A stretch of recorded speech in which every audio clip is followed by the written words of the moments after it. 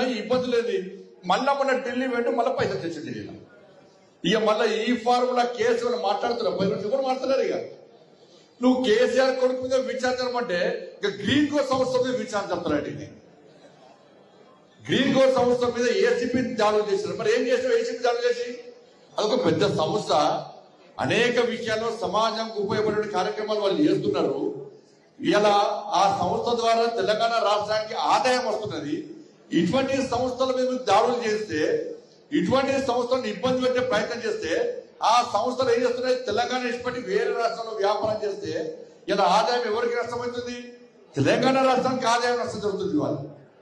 ఇవాళ green core సంస్థ నుంచి కాంగ్రెస్ పార్టీకి పైసలు ముట్టలేదా? చెప్పాలి. రేవంత్ రెడ్డి గారిని సవాల్ చేస్తున్నా, గ్రీన్ కోర్ సంస్థ నుంచి కాంగ్రెస్ పార్టీకి పైసలు ముట్టినాయా ముట్టలేదా? ఇంతవరకు ఒక్క పైసా ముట్టలే అని చెప్పి నువ్వు ప్రమాణం చేయి. కాంగ్రెస్ పార్టీ సవాల్ సిద్ధమా? గ్రీన్ కోర్ సంస్థ నుంచి కాంగ్రెస్ పార్టీకి చందా రూపాయన ఫండింగ్ ఏదో రకంగా పైసలు ముట్టాయా ముట్టలేదా? పైసలు తీసుకుని బరాబరే. అరే కామన్ ఎవరు తీసుకుంటారు? భారతీయ జనతా పార్టీ తీసుకుంటారు, టీఆర్ఎస్ తీసుకుంటారు, కాంగ్రెస్ వాళ్ళు పార్టీని నడపాలంటే వాళ్ళ వీళ్ళ సహకారంతో నడుస్తాయి. పార్టీ నడిస్తే ఎవరు జబ్బులు కూడా పైసలు పెట్టారు, కానీ పైసలు తీసుకుంటారు. మళ్ళా అదే సంస్థని ఇబ్బంది పెట్టే ప్రయత్నం చేస్తారు. ఇలా ఈ ఫార్ములా అట్లయిపోయింది, డ్రగ్స్ కేసు ఇట్లయిపోయింది. ఇలా ఏమైంది? ఇలా మన దావోస్ నేనేమో